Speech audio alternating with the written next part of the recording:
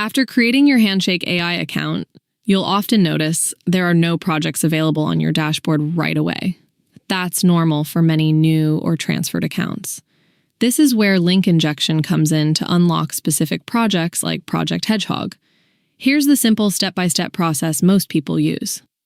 1. Log into your Handshake AI account normally. Make sure you're connected via a good proxy if accessing from an unsupported location.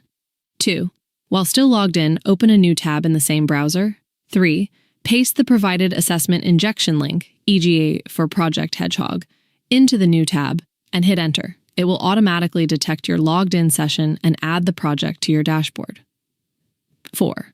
If the project asks about a GitHub account, simply select No from the options if you don't have one or don't want to link it. 5.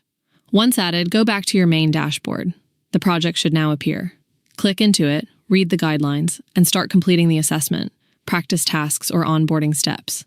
This method helps bypass the no projects issue for many users, letting you access and work on locked projects quickly. Just be careful. Use the correct link for your specific project version, follow instructions exactly,